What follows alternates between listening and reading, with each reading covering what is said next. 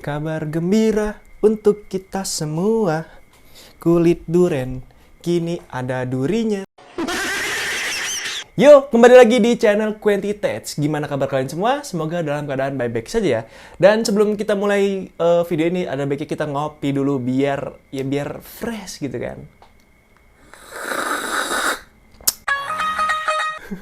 Oke, jadi di video kali ini saya bakalan mengulas sebuah VGA yang saya beli di harga 400 ribuan coy. Yang dimana VGA ini itu saya dapatnya hoki ya, yaitu di harga 450 ribu doang. Yaitu GTX 970 yang versi 4 GB. Kalau yang kemarin kan GTX 1060.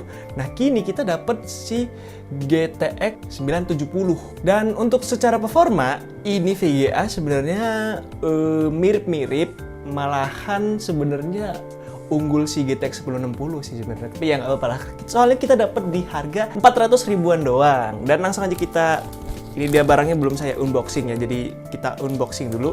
Dan sebelum kita membuka ini, ada baiknya saya ingin mengiklankan si tokonya ini karena dia sudah memberikan saya kesempatan untuk membeli si VGA-nya ini. Yang namanya itu yaitu adalah Teleconic Shop. Ini dia. Ini tokonya menjual kartu-kartu Kamen Rider. Buat kalian yang suka Kamen Rider bisa aja mampir ke sini. Ini saya nggak tahu sih, kayak kartu gitu dia. Oke, langsung aja kita unboxingnya ini barangnya.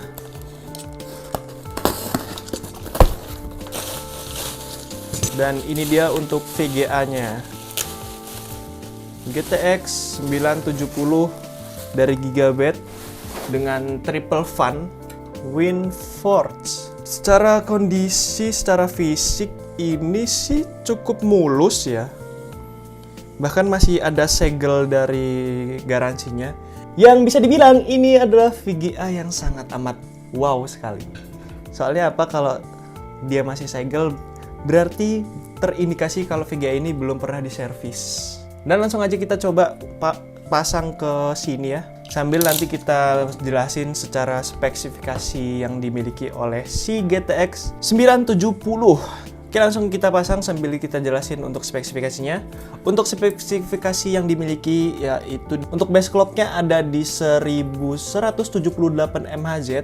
Itu yang versi Gigabyte-nya ya, yang versi G1 gamingnya ini. Kalau yang versi standar itu ada di 1050. Jadi ada beberapa peningkatan dari yang versi yang biasa ya. Soalnya ini kan triple fan ya kali, dia cuman punya yang standaran. Oke, ini udah kepasang, tinggal dibaut. Terus itu memiliki base clock di 1329 mHz. Sedangkan untuk yang biasanya, yang standarannya itu cuman memiliki 1178 mHz. Terus itu untuk memory clocknya dia memiliki 1753 mHz dengan 7 GB Gbps efektif. Terus memory size-nya dia memiliki VRAM sebesar 4 GB GDDR5, memory busnya yaitu 256 bit.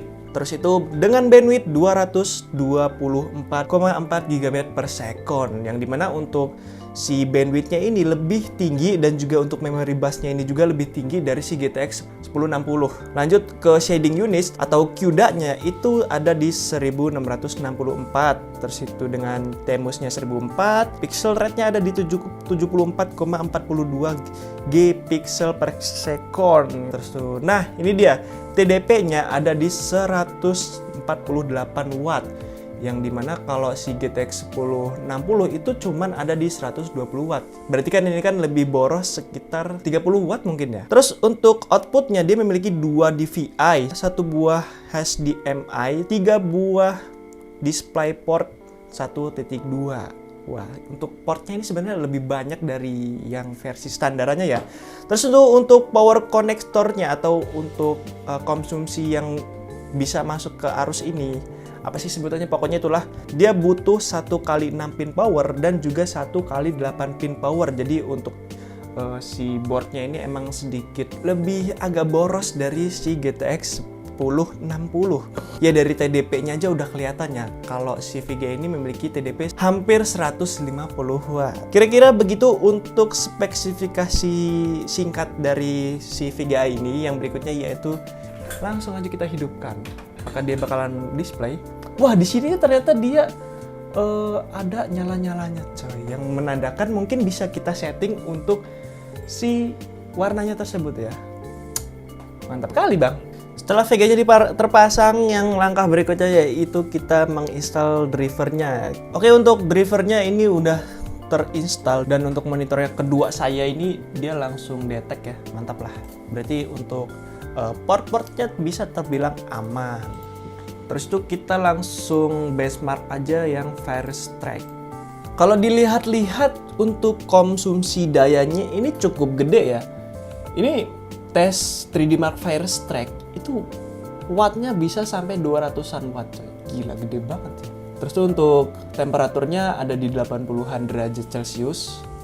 Menurut saya sih normal lah, soalnya ini GTX 970 dengan bandwidthnya cukup gede ya, ada di 200-an, apalagi dia 192 bit.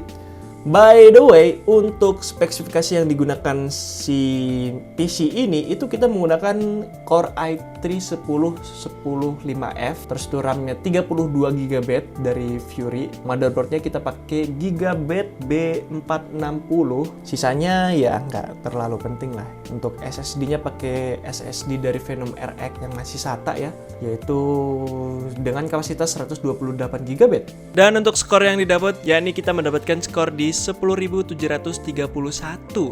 yang dimana kalau kita bandingkan dengan si GTX 1060 di rakitan yang sebelumnya, itu untuk skornya lebih unggul si GTX 970 coy. Gila nggak tuh? Kita lihat di temperaturnya, dia dapat di kisaran 80 derajat Celcius. Rasanya nggak afdol kalau si VGA ini tidak kita tes untuk bermain game. Dan sambil kita compare dengan si GTX 1060 mungkin ya. Langsung aja kita ke tes performa dari si VGA ini. Langsung aja ya kan. Let's go! Untuk game yang pertama kita tes game Forza Horizon 5 dengan grafiknya yaitu kita menggunakan preset high dengan MSA 2 kali. Dan ini dia untuk in-game-nya. Buat FPS di awal-awal kita masih dapat di 50-an FPS. Wih, mantap sih. Ya, ini kalau dibandingkan dengan si GTX 1060, menurut saya sih untuk performanya memang menang si 1060. Paling ya cuman beda beberapa FPS doang gitu ya kan. Tapi ini udah cukup termasuk mantap sih, mengingat harganya emang murah ya. Nah, ini dia untuk hasil akhirnya, dia untuk efek FPS-nya di 58 FPS dengan settingan high medium. Dilanjut ke game GTA 5 dengan settingan 1080p pastinya ya.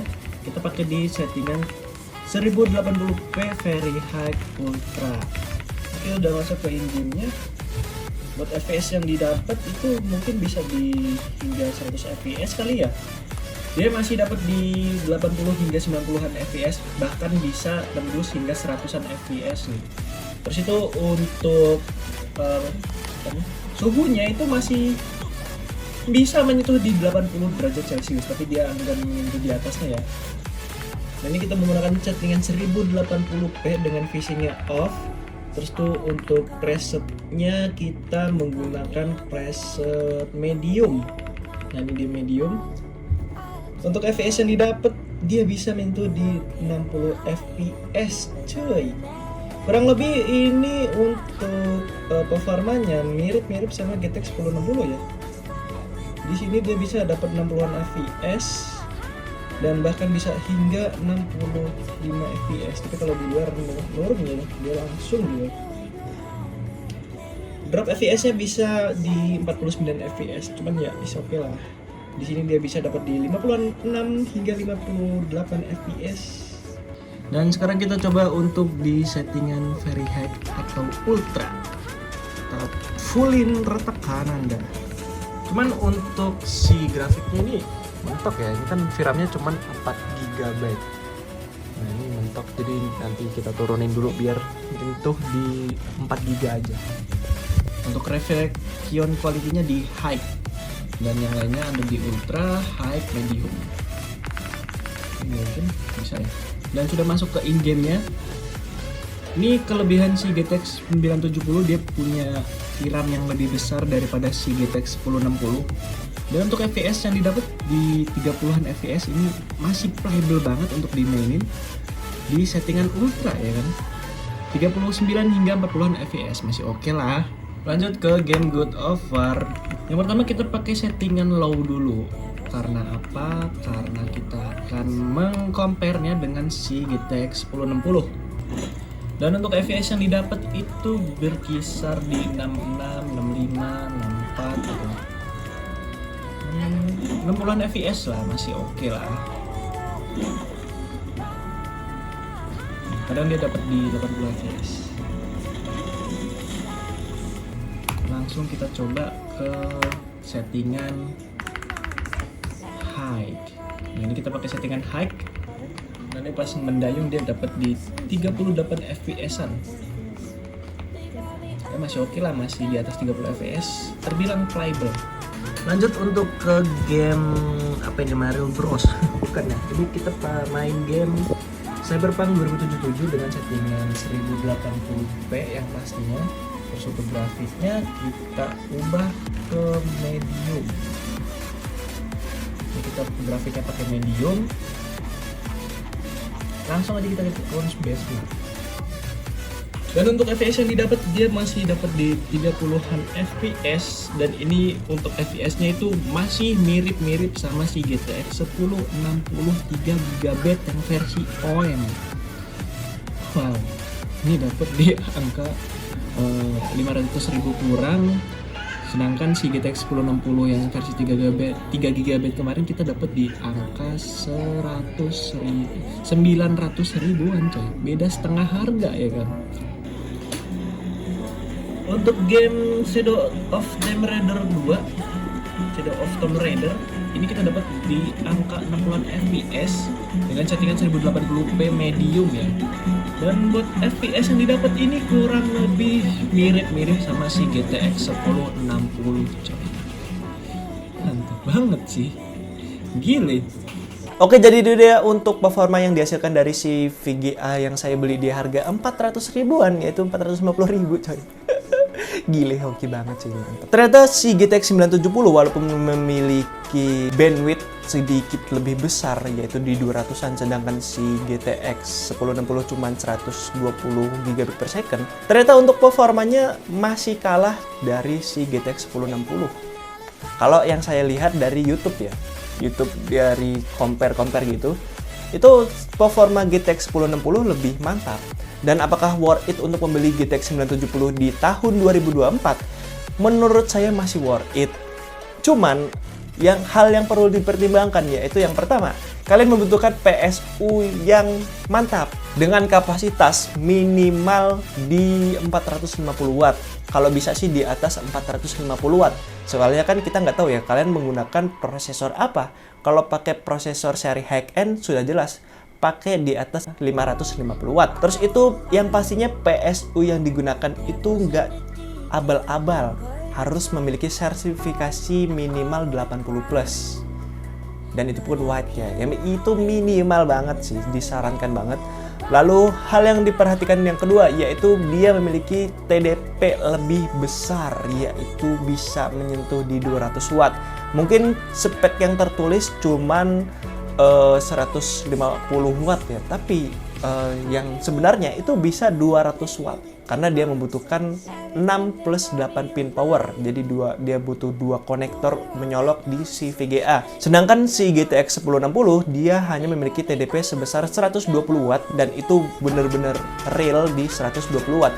Mengapa hal ini bisa terjadi? Dia bisa 200 watt untuk konsumsi dayanya karena ini VGA itu versi OC-nya atau versi overclock-nya. Ya bisa dilihat sendiri dari fan-nya, dia memiliki 3 buah fan yang cukup gede. Terus itu hal yang perlu dipertimbangkan yang berikutnya yaitu harganya sekarang udah cukup bersaing.